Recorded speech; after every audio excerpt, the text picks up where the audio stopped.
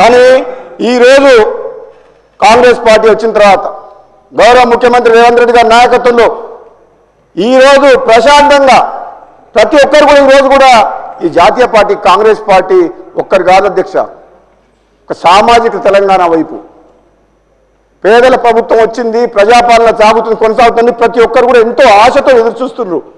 దయచేసి ప్రతిపక్ష సభ్యులు మీరు ఆలోచన చేసి ఈ ప్రజాపాలన సాగిస్తున్న కాంగ్రెస్ పార్టీ ప్రభుత్వానికి సూచనలు సలహాలు ఇవ్వండి. కానీ ప్రతిరోజు అసెంబ్లీలో కొట్లాడతాం, మీకు అధికారం కావాల్సుకుంటే ప్రజల దగ్గర పోయి వాళ్ళ కష్టాలు మాట్లాడండి, వాళ్ళ తరఫున మాకు చెప్పండి. కానీ మీరు ఈ విధంగా సభలో ఎప్పుడు అవుట్ నడిచిన అధ్యక్ష మీరు మీది అటాక్ చేసిండు, మీ సభ సొంతం కాదని చెప్పి మిమ్మల్ని ఈ సభ మీ సొంతమా అన్నారు.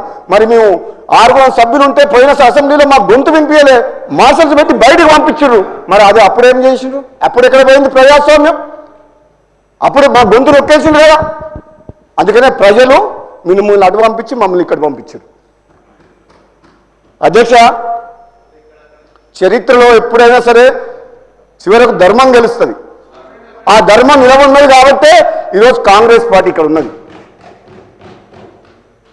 మీ దుర్మార్గమైన పాలన 10 ఏళ్ళు అది ప్రజలు చూసిండ్రు.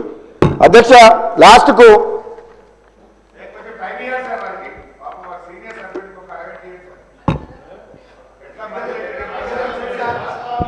అధ్యక్ష మేము ఒక నిన్న ముఖ్యమంత్రి గారు మేమందరం ఇప్పుడు కూడా ముఖ్యమంత్రి గారు ఈరోజు మేమందరం ఒకటే మాట్లాడుకో అధ్యక్ష, వీళ్ళ గురించి ఎంత తక్కువ మాట్లాడితే అంత మంచిది. బీఆర్ఎస్ పార్టీ గురించి వాళ్ళ గురించి ఎంత తక్కువ మాట్లాడితే అంత మంచిది. మనం ప్రజల పక్షాన ప్రజలకు ఇచ్చిన హామీ నెరవేర్చే విషయంలో ఒక్క నిమిషం వేస్ట్ చేయకుండా ఈ తెలంగాణ ప్రజల కోసం పనిచేద్దాం, వీళ్ళని మనం ప్రజలు చూసుకుంటారు, వీళ్ళ గురించి తక్కువ మాట్లాడదనే నిర్ణయానికి వచ్చినాం కాబట్టి నేను ఎక్కువ మాట్లాడదలుచుకోలేదు అధ్యక్ష ఈ ప్రతిపక్షం గురించి. ఎందుకంటే వీళ్ళు మాట్లాడే కొద్దీ మాకేదో ఉందని వీళ్ళు అనుకుంటారు. వీళ్ళు గుండుసున్నాయని ముఖ్యమంత్రి గారు చెప్పారు కదా మన పార్లమెంట్ ఎన్నికల్లో. కాబట్టి మీకు మళ్ళీ భవిష్యత్తు లేదు, 1000 జన్మలు ఎత్తినా ఆ బీఆర్ఎస్ పార్టీ తెలంగాణలో అధికారంలోకి రాదు. నేను చెప్తున్నా మీకు, మీరు అర్థం చేసుకోండి.